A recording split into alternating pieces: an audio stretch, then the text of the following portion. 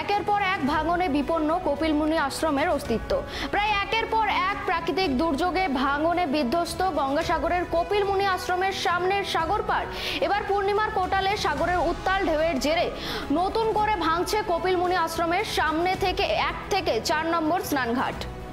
আবারও ভাঙনের কবলে কপিলমুনি আশ্রমের সামনে সাগর পার। পূর্ণিমার কোটালে সাগরে বড় বড় ঢেউ এসে আছড়ে পড়ছে কপিলমুনি আশ্রমের সামনে সমুদ্র বাঁধে। নতুন করে ভাঙছে 1 থেকে 4 নম্বর স্নানঘাটের রাস্তা। একের পর এক ভাঙনে বিপন্ন কপিলমুনি আশ্রমের অস্তিত্ব। একের পর এক প্রাকৃতিক দুর্যোগে ভাঙন বিধ্বস্ত গঙ্গাসাগরে কপিলমুনি আশ্রমের সামনের সাগর পার। কোন ক্রমে আপৎকালীন মেরামত করেই 2025-এর গঙ্গাসাগর মেলা শেষ করেছে রাজ্য সরকার। তবে ভয়াবহ ভাঙনের জেরে বন্ধ রাখতে হয়েছিল 2 থেকে 4 নম্বর স্নানঘাট পর্যন্ত পূর্ণ স্নান। ফলে 1, 4, 5 এবং 6 নম্বর ঘাটে স্নান সেরে বহু পথ অতিক্রম করে কপিলমুনি মন্দিরে পৌঁছতে হয়েছিল পুণ্যার্থীদের। এবার আবারও পূর্ণিমার কোটালের সাগরের উত্তাল ঢেউয়ের কারণে নতুন করে ভাঙছে কপিলমুনি আশ্রমের সামনের 1 থেকে 4 নম্বর স্নানঘাট। ভাঙনের কবলে ক্রমেই কমছে কপিলমুনি আশ্রম থেকে সমুদ্রের দূরত্ব। সামনেই রয়েছে দুর্যোগের মরশুম। ফলে কপিলমুনি আশ্রম রক্ষা নিয়ে চিন্তিত স্থানীয় বাসিন্দা থেকে শুরু করে তীর্থযাত্রীরা। দ্রুত স্থায়ী মেরামতের দাবি তুলেছেন স্থানীয় বাসিন্দা থেকে শুরু করে ব্যবসায়ীরা। অন্যদিকে বরাবরের মতো গঙ্গাসাগরে কপিলমুনি আশ্রমের সামনে সমুদ্র বাঁধ ভাঙন নিয়ে শুরু হয়েছে রাজনৈতিক কাজিয়া।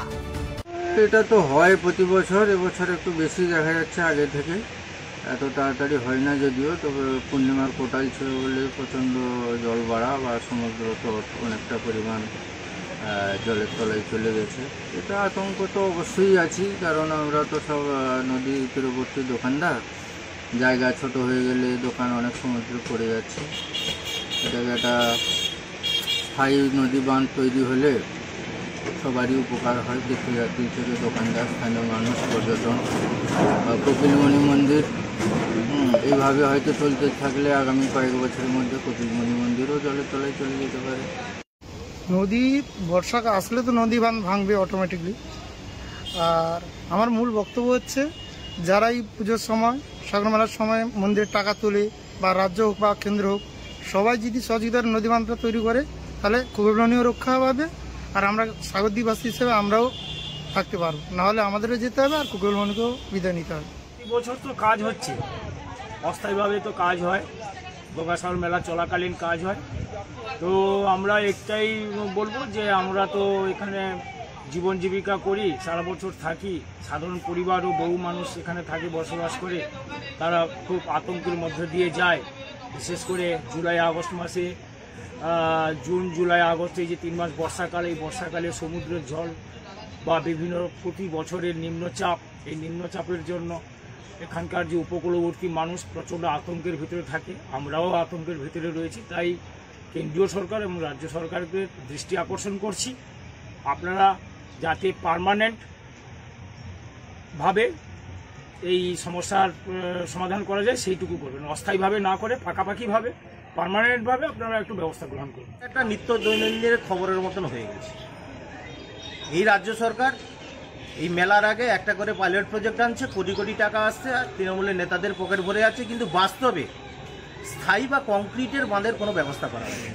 এর ফলে আজকের আতঙ্কিত হবে তো। আজকে এই সমুদ্র পাড়ে যে সমস্ত ব্যবসায়ীরা এই সাগর মেলার উপরে কেন্দ্র করে তাদের জীবন জীবিকা নির্ভর করে, তাদের তো খেতে পাচ্ছে না এমন একটা অবস্থা। কারণ প্রত্যেক বছরই ভাঙন হচ্ছে, প্রত্যেক বছরই সমুদ্র এগিয়ে এগিয়ে কপিলমুনি মন্দিরের সামনে চলে আসছে।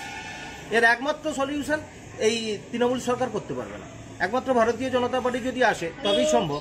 কারণ আপনারা চিন্তা করুন, যেখানে দীঘাতে এত বড় বড় ঢেউ আটকে দেওয়া যাচ্ছে উন্নত প্রযুক্তি দিয়ে, আর সেখানে এই সাগর দ্বীপের কপিলমুনি মন্দিরের সামনে এই সামান্য ঢেউ আটকে স্থায়ী কংক্রিটের বাঁধ করতে পারছে না। এদের হচ্ছে সদিচ্ছার অভাব।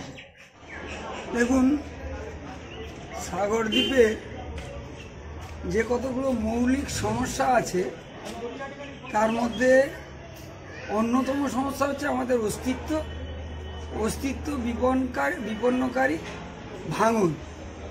সেই ভাঙন কিন্তু নদী ভাঙন, এবং বিজ্ঞানের ছাত্র হিসেবে আমি বলতে পারি যে যা করলে এই ভাঙনটাকে মোকাবিলা করা যায়, সেই জিনিসটা বাদে সব ধরনের প্রয়াস হচ্ছে।